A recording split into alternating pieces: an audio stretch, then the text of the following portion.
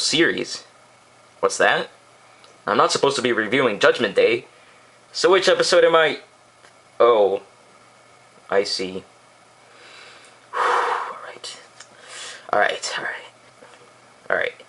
I've Got Batman in My Basement is probably the most infamous episode of all of Batman the Animated Series.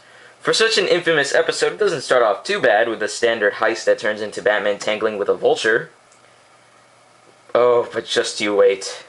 As the episode goes through its runtime, it just gets progressively worse and worse for the most part. The main character this time around is a kid named Sherman who wants to be a detective.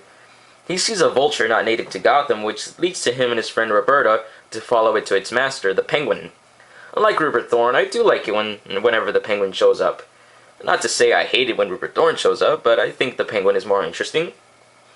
In this series, he has a very refined personality, and he often talks very eloquently, and despite his appearance, the Penguin is probably the most normal of Batman's villains, which is why I think they made a smart decision in making him a corrupt businessman in the New Adventures portion of the series.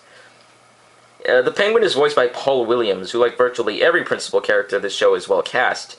Unfortunately, in the main portion of the series, Penguin got the short end of the stick when it comes to episodes. He's one of the villains that doesn't have an absolute great episode. I do know that many people like the episode Birds of a Feather, but from the last time I saw it, I wasn't too impressed with it. I personally find Blind as a Bat is a stronger episode that features the Penguin, but both of those reviews are up ahead, especially Blind as a Bat. Anyway, the Penguin had his men steal a priceless jewel egg, which is why Batman is on his tail. Sherman and Roberta accidentally alert the Penguin to their presence, so Batman arrives to save the day and retrieve the egg, right?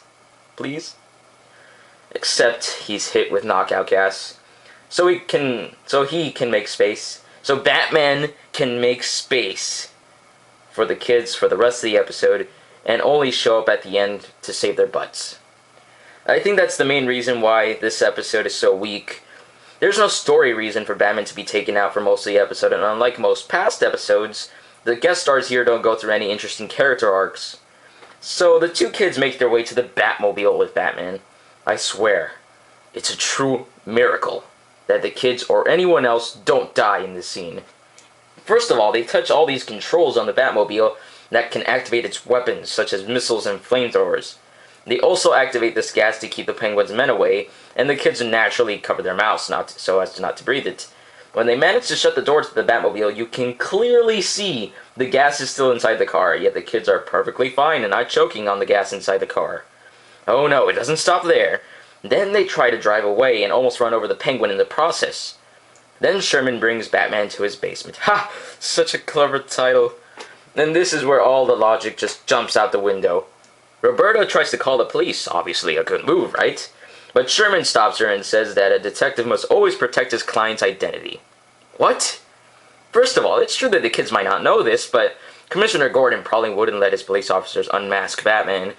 Secondly, the series is usually much more mature than this, and the kids would probably understand that being chased by a notorious criminal is not a game and could potentially be life-threatening.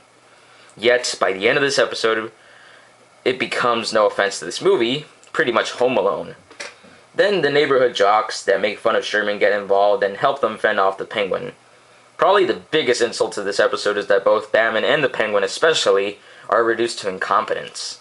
The Penguin said that he would not allow himself to be defeated by a bunch of kids, and I have to agree.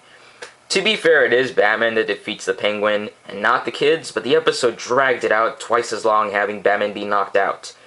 It might have been more interesting if Penguin had some sort of, I don't know, plan that needed to be foiled besides looking for a priceless egg.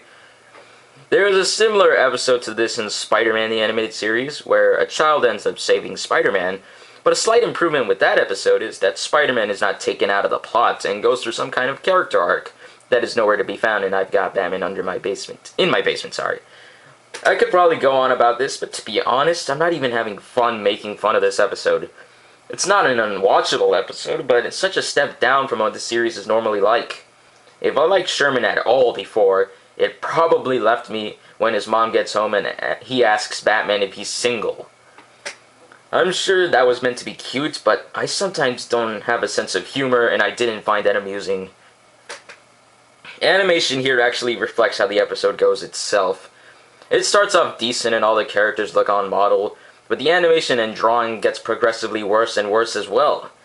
By the way, Batman sword fighting with the Penguin using a screwdriver is pretty lame. I said before that I thought Paul Williams was well cast, but I also can't complain about the voice acting from the kids either, as much as I didn't like them. Had they been given better dialogue and more interesting characterization, their voice acting would have complemented that. The musical score of this episode is on par with the rest of the series, though it also wasn't immediately noticeable. Overall, as I said before, this episode isn't impossible to watch, since it does have a few fun moments here and there, such as when the Penguin breaks into the house and tells his goons, "Gentlemen," and I use that term loosely, after you. I've got Batman in my basement. It gets, from me anyway, a 1 out of 5. Which might be too high or too low, but that's what I feel after watching it this time, 1 out of 5. So anyway, my prayers have been answered. I was able to get past this episode. To be fair, it wasn't a long review, but it's just a bad episode. I don't want to drag this out like the episode dragged this out. I'm sure this feeling of relief is because this episode...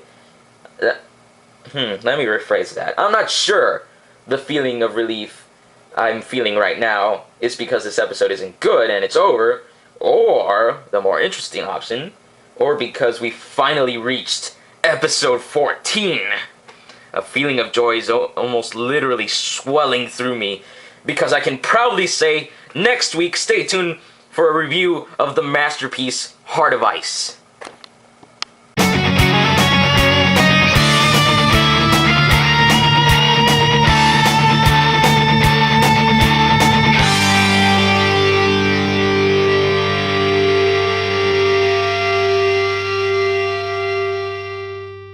Oh, and one final jab at this episode. Sherman presses the off button, and the thing starts up, which lets the Penguin know they're there. Great.